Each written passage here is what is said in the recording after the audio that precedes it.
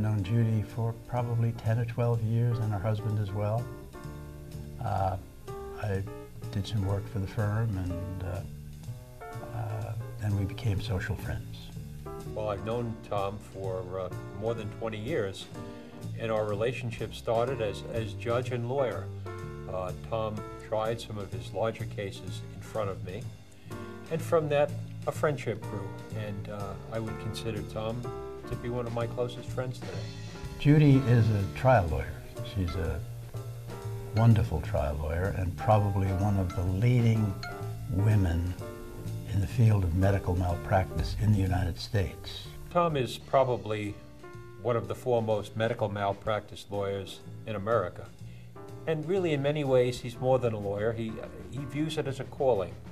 He views it as his opportunity to help someone who is helpless and needs to come to a courtroom and a courthouse to make a better life. We live within a block and a half of the Moores, and we have a common doorman. We refer to him as the Fifth Avenue publicist.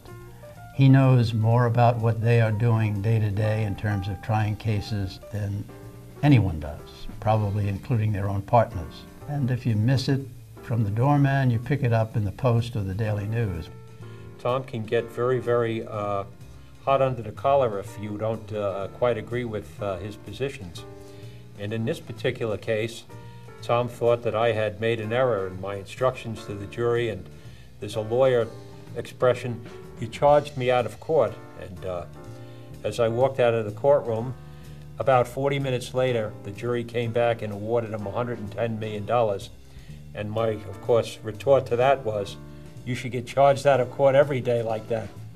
The interesting part of the relationship is knowing that, how she handles Tom, if you want to use the word handle, which is probably not the right word, but she is prepared in a very nice way to accept Tom's views without, challenging him vehemently, but at the same time totally unafraid to express a contrary view. They're very much supportive of one another. Each is there almost like a fight trainer whispering instructions during, in between rounds. And they're very giving in terms of giving back to the community in which they have practiced. They would go for a Brooklyn A because Brooklyn A does some wonderful things. People have things which maybe to others are small, but to them are just an enormous burden in their lives.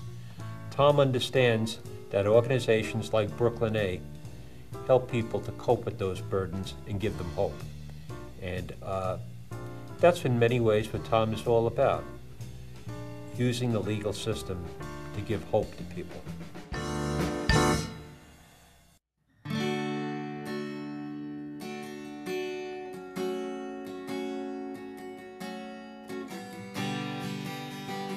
Brooklyn A is steadfast. Brooklyn A is justice. Brooklyn A is loyal to its clients and the people it serves. I think if you speak to people on the street, if you speak to the people in the churches, if you speak to people in organizations in this community, they will say, Brooklyn A is a place where you can come, you can pick up that phone, and they will always be there.